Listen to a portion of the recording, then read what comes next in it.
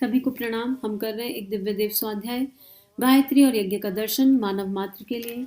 नेत्र बंद करें, अपने हृदय में भक्ति के, ज्ञान के, श्रद्धा के प्रकाश को प्रकाशित होता हुआ अनुभव करें। भावना करें कि यज्ञ की दिव्य अग्नि हमारे भीतर की तेजस्विता को जागृत कर रही है। गायत्री मंत्र का दिव्य प्रकाश हमारे शिखा स्थान से हमारे तीनों शरीरों में फैल रहा है। गुरु शक्ति का दिव्य आशीर्वाद हमें हर क्षण प्राप्त हो रहा है और ये स्वाध्याय हमारे चिंतन को, हमारी सोच को दैव्य कर रहा है, हमारे भीतर के साहस को जागृत कर रहा है। पूरा वातावरण गायत्रीमय हो रहा है। अपने हृदय से निकलते हुए संवेदनाओं के, प्रेम के दिव्य देव प्रकाश को पूरे ब्रह्मांड में फैलता हुआ देखिए। पूरा विश्व गायत्रीमय होने लगा है, ऐसी भावना कीजिए। ओम भूर्भुवः स्वाहा तत्सवितुर्वरेण्यं भर्गो देवस्य धीमहि धियो यो नः प्रचोदयात्। गुरु शक्ति को धन्यवाद करते हैं और उनसे प्रार्थना करते हैं कि ये स्वाध्याय केवल उनकी कृपा से हो रहा है और वो अपनी कृपा सतत बनाए रखें। वो हृदय में आकर स्थापित हो जाए, विराजित हो जाए। वाणी का तेज ओज सब उनको समर्पित है। वो जो चाहे, जैसा चाहे, बस वाणी का फ्लो, अंतःकरण का फ्लो, स्वाध्याय का फ्लो उसी दिशा में चला जाए और जिसको जो देना चाहते हैं उस चेतना तक वो स्वयं पहुंच जाए। इसी भाव के साथ स्वाध्याय को आगे बढ़ाते हैं। गुरुदेव ने पिछले स्वाध्याय में बहुत ही बारीकी गुरुदेव बात कर रहे हैं। क्या बारीकी बात कर रहे हैं? गुरुदेव कह रहे हैं कि क्योंकि हमारे अंदर स्वयं परिवर्तन नहीं आया तो हम अपनी आने वाली जनरेशन्स को खराब कर रहे हैं, उनको नहीं समझा पा रहे हैं। और उसके लिए गुरुदेव ने उपाय बताए कि हमको क्या करना है। हमको अपने भीतर चेंजेस लाने हैं। जो चेंज हम अपने भीतर ले आएंगे वो हमारे बच्चों के भीतर ऑटोमेटिकली ट्रांसफर होने लगेंगे। अब हमारे बच्चे सन्यासियों को देखते हैं चारों तरफ, तो बच्चों के मन में ये डेफिनेशन नहीं क्रिएट होनी चाहिए कि पीले कपड़े पहनकर इधर उधर घूम लो, झोला लेकर तो वो सन्यास है, कमंडल लेकर भीख मांग लो तो वो सन्यास है। हम किसी के भीतर का तत्व दर्शन नहीं जान रहे हैं। भीख मांगने में भिक्षाम देही भी एक साइंस है, लेकिन हम नहीं जान रहे। पर कलयुग में कर्मयोग भी बहुत इंपॉर्टेंट है। जो खुद से खाए, खुद से कमाए, वो ज़्यादा बेटर है। जो देश को कंट्रीब्यूट करे, खुद को कंट्रीब्यूट करे, वो ज़्यादा बेटर है। जो स्वावलंबन की दृष्टि रखता हो वो ज़्यादा बेटर है। तो हमें इस चीज़ को अपने बच्चों को समझाना पड़ेगा, उस चीज़ को अपने बच्चों को बताना पड़ेगा। नहीं तो बच्चे कुंभ में जाएंगे। आज तो इतनी भीड़ कुंभ में जा रही है, आने वाले टाइम में कोई बच्चा कुंभ में जाना पसंद नहीं करेगा और बोलेंगे इस कुंभ में क्यों जाएं, यहाँ पे नागा पंडे सड़कों पे नंगे फिरते हैं, इन्हें क्यों ही देखना है, इधर क्यों ही जाना है। और उनकी बात अपनी जगह सही होगी। वो कहेंगे इससे तो हम कौड़ी आश्रम हम कौड़ियों के पास चले जाते हैं, इससे अच्छे तो अपाहिज हैं, लंगड़े हैं, हम उनके पास चले जाते हैं, उनको खाना खिलाया जाते हैं। वो एक समाज सेवा होगी, वो एक लोक सेवा होगी, जनता की भलाई करते हैं वो लोग। नहीं, हम ऐसे लोगों के पास जाएंगे जो भजन करते हैं, ध्यान करते हैं, पर लोक सेवा के नाम पे कुछ नहीं करते। तो बच्चों को बताना होगा सन्यासी का मतलब है जिसने अपनी इंद्रियों पर संयम कर लिया हो। सन्यासी का मतलब है जिसको आत्म संयम आ गया हो, जो जिसमें फकीरी आ गई हो। फकीरी का अर्थ है जिसको कोई फिक्र ना हो, जिसको उस परमात्मा पे पूर्ण भरोसा हो, लेकिन फिर भी वो कर्मयोगी हो, एकदम ऑनेस्ट वाला कर्मयोगी हो। संत हृदय जिसके अंदर देने का भाव हो, अपने को कम पड़ जाए लेकिन कोई आए तो भूखा ना जाए। तो बच्चों को वो विज्ञान समझाना होगा कि संत हृदय क्या होता है। संतों का हृदय एकदम द्रवित, एकदम कोमल, प्रेम से भरा हुआ होता है, हर किसी को देना चाहते हैं, कर्मयोगी होते हैं, मशक्कत करते हैं, मेहनत करते हैं। और नहीं तो फिर भगवान पर आश्रित होकर ऐसा भजन करते हैं, ऐसा भजन करते हैं कि उसी से लोगों का अंतःकरण बदलने लगता है। उनकी वाइब्रेशन, उनकी एनर्जी, उनकी ऊर्जा अलग होती है। हमको ये बच्चों को समझाना होगा कि मेहनत की अपनी इंपॉर्टेंस है, अपने हाथ पांव की कमाई खानी चाहिए। और भगवान अभी तभी प्राप्त होगा जब कर्म योग, भक्ति योग, ज्ञान योग सब कुछ सदेगा। हम केवल मान लो मेरा कारण शरीर बहुत जागृत है और मैं कारण शरीर से सुबह शाम 24 घंटे भजन करती हूँ और उस भजन में खोते खोते रोती जाऊँ और ना खाना बनाऊँ, ना रोटी बनाऊँ, ना कोई जिम्मेदारी उठाऊँ, तो उस भजन का क्या लाभ होगा? आप मुझे बताओ। मुझे अपने सारे कर्म को उस प्रभु को समर्पित करके करना पड़ेगा। नहीं तो फिर तो ये स्वाध्याय भी नहीं कर सकते। फिर तो हम कहेंगे हम क्यों ही पढ़ना है, हमें तो सब कुछ भगवान ऐसे ही समझा देगा। नहीं हो पाएगा। सब चीजें तो भगवान ने बनाई है। अगर ऐसा होता तो श्री कृष्ण अर्जुन को गीता का ज्ञान क्यों ही देते? उसकी आवश्यकता क्या थी? तो अगर 4 पैर हैं, सेवा, स्वाध्याय, साधना, संयम, सत्संग, अगर ये सब नियम, कायदे, कानून है तो ये सीढ़ी है, इसको फॉलो करना ही पड़ेगा और करना ही चाहिए। अंतरात्मा से करना चाहिए। और हमें बच्चों को वो बताना पड़ेगा कि कोई मुफ्त में रोटी नहीं मिलती है और मुफ्त की खानी भी नहीं चाहिए। मेहनत करो, मशक्कत करो और कम कमाओ चलेगा, लेकिन जो भी कमाओ ईमानदारी से कमाओ और उसी भोजन को ग्रहण करो। तो अब आगे गुरुदेव लिख रहे हैं कि मित्रों इससे क्या होने वाला है, अगले दिनों क्या स्थापना होने वाली होगी। इससे जब हम ये बच्चों को अपने समझाएंगे तो क्या होगा? विवेकशीलता की स्थापना होगी। हमें विवेकशीलता अपने बच्चों को समझानी है प्रज्ञा अपने बच्चों को समझानी है, उनके भीतर रितंभरा का जागरण करना है। विवेकशीलता हम इसलिए नहीं समझाना चाहते कि हम उससे खुद डरते हैं। पापा घर में बैठे हैं, किसी का फोन आया, डोरबेल बजी तो पापा कह देंगे भैया बोल दो मैं नहीं हूँ।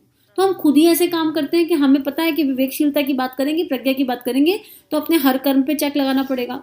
उसके बाद हमें रूढ़िवादिता को बिल्कुल जड़ से तोड़ना है। हमें किसी अंधविश्वास को फॉलो नहीं करना, हमें किसी भयग्रस्त जीवन को नहीं जीना, हमें किसी की ना निंदा करनी, ना किसी से कोई आर्ग्यूमेंट करना, हमें अपने भीतर झांककर देखना है।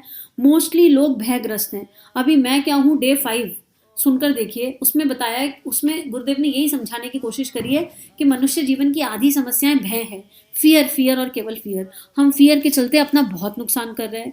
तो गुरुदेव यही बात कह रहे हैं कि हम दूसरे के हृदय को तब हिला सकते हैं जब हम उस भावना में, उस विचारना में स्थित हो जाएं। हमारे पास बहुत सारे लॉजिक्स हैं हर चीज़ के, हमें तार्किक बुद्धि से नहीं चलना है, अपनी भावनाओं को समझना है, अपने संकल्प बल को मजबूत बनाना है।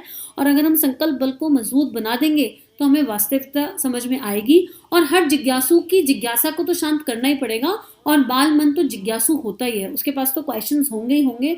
हमको हर क्वेश्चन के आंसर को लॉजिकली, प्रेम से, संवेदना से, बिना इरिटेट हुए देना पड़ेगा। तो गुरुदेव यही कह रहे हैं कि अब शिखा का फायदा समझ में आ गया, बच्चे ने सवाल कर लिए, अब हम उसकी बात का जवाब देंगे, उसको सिद्ध करेंगे।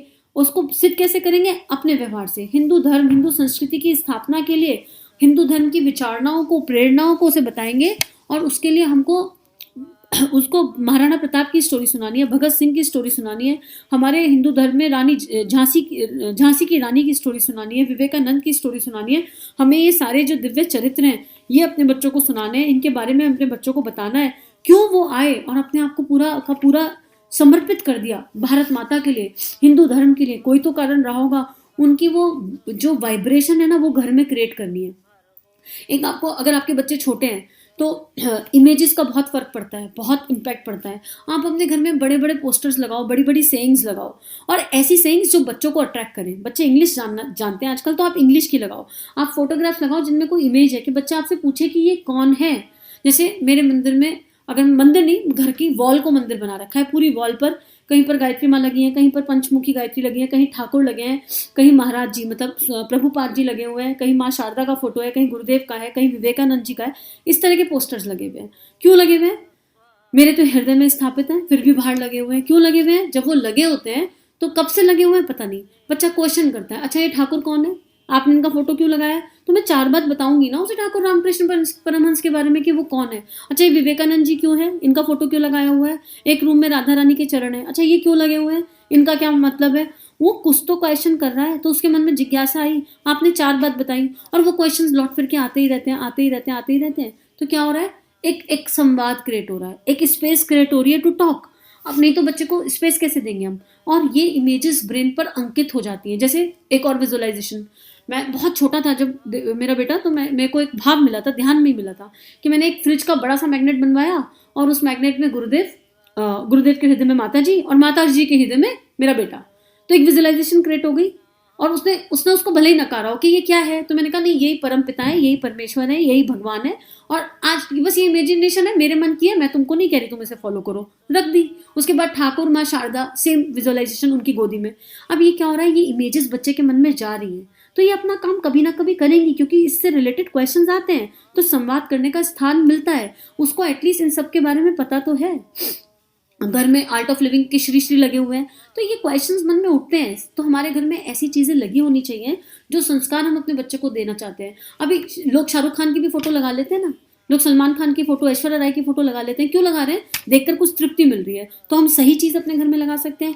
और एक बार मैंने एक रूम में 24-25 मोटिवेशनल कोट्स लगा लिए थे टाइम को लेकर। उसको याद हो गए वो सारे कोट्स, आज घर में नहीं लगे हुए, पर ब्रेन में स्टोर हो गए। आते जाते उन्हें पढ़ना था, आते जाते पढ़ता था। तो और वो मेरे ऊपर भी असर डालते थे। कभी टाइम वेस्ट किया तो लिख गया, सामने लिखा हुआ है टाइम इज लाइफ, तो रिमाइंडर मिल गया, अरे नहीं भाई टाइम इज लाइफ, क्यों वेस्ट कर रहे हैं? तो हमें कुछ ना कुछ तरीके निकालने पड़ेंगे। ये मेरे अंतरात्मा को तरीका मिला, मैंने इसको इंप्लीमेंट किया। इसका रिजल्ट क्या आएगा मुझे नहीं पता, रिजल्ट आए ना आए, मैंने अपना कर्म करने की कोशिश करी, बेस्टेस्ट वे में करने की कोशिश करी, आया रिजल्ट तो बढ़िया, नहीं आया तो कोई दिक्कत नहीं। इस भाव से आप भी अपने आइडियाज निकालो। आपके मन में जो भी आइडिया आ रहा है उसे कमेंट बॉक्स में शेयर करो, क्या पता किसी दूसरे को हेल्प हो जाए। लेकिन we have to find a way, हमें कोई ऐसा रास्ता कलेक्टिव एनर्जी से ढूंढना पड़ेगा कि हम अपने घरों में उस संस्कार को जागृत कर पाएं, जिसकी बहुत ज़्यादा आवश्यकता है, बिना बच्चों पर प्रेशर क्रिएट करें। आप भय से किसी से कुछ नहीं करा सकते हैं, हम प्रेशर से किसी से कुछ भी नहीं करवा सकते हैं, इसमें कुछ भी असत्य नहीं है। अब गुरुदेव देखो, ये बात मैंने बोल दी, लेकिन लास्ट पैराग्राफ पढ़ने जा रहे हैं और बड़ा इतना आनंद आ रहा है कि लास्ट पैराग्राफ की पहली लाइन पढ़ रही हूँ तो उसमें क्या लिखा है, इसके लिए क्या करना होगा, हमें इसके लिए स्तंभों की स्थापना करें, प्रतीकों की सिंबलों की स्थापना करें, प्रतीकों की स्थापना के बाद, सिंबलों की स्थापना करने के बाद उसकी व्याख्यान शुरू करेंगे, विवेचना शुरू करेंगे, निष्ठा और आस्था को जमाना शुरू करेंगे। यह हमारे गायत्री और गायत्री यज्ञ के अभियान का एक अंश है, जिसको हमने शिखा सूत्र आंदोलन के रूप में लिया। अब देखो, ये पता भी नहीं था कि गुरुदेव यही लिखने वाले हैं जो बुलवा रहे हैं। मैं तो वैसे ही अपने ध्यान में, मैंने बोला ना आपको, ध्यान में मिला था, तो ध्यान में इससे क्या प्रूफ हो रहा है कि ध्यान में भी वो यूनिवर्सल एनर्जी, वो आध्यात्मिक मन है ना, जहाँ से ईश्वरीय प्रेरणाएं आती हैं, वो काम कर रही है। और मुझे तो बहुत पहले ध्यान में मिला था, जब बेटा होगा, आज तो 13-14 साल का हो रहा है, 13 साल का हो गया है, जब बेटा होगा 2-2.5 साल का, तब मिला होगा ध्यान में ये चीज़। तो इसका मतलब गुरुदेव तो कब से चेतना पे, कॉन्शियसनेस पे काम कर रहे हैं। कितनी ही कृपा है, कितनी ही कृपा है कि यही बात लिखी है। और ये मुझे पता भी नहीं था कि ये कोई आंदोलन है और इससे कुछ इम्पैक्ट पड़ता है। मुझे तो बस ध्यान में मिला और लगा कि गुरु ने कहा है तो ये काम करना है, और उसका क्या असर पड़ेगा वो भी नहीं पता, उसके बारे में सोचना भी नहीं है। पर आज आनंद से मन भर गया है, हर्ष से मन भर गया है, और आप लोगों को इतना थैंक यू बोलने का मन कर रहा है। बस एक ही प्रार्थना कि हम सबका जीवन गायत्रीमय हो जाए, हम सबका जीवन गायत्रीमय हो जाए, हम सबका जीवन गायत्रीमय हो जाए। यज्ञ पिता का आशीर्वाद सदैव सदैव हम सबको प्राप्त होता रहे। इसी के साथ ये पुस्तक समाप्त हुई, ये स्वाध्याय समाप्त हुआ। कल नई पुस्तक के साथ मिलेंगे। आप सभी को कोटि कोटि धन्यवाद। हम सभी का जीवन गुरु तत्व, गुरु शक्ति के दिव्य सूक्ष्म सानिध्य में मंगलमय है। सभी को प्रणाम।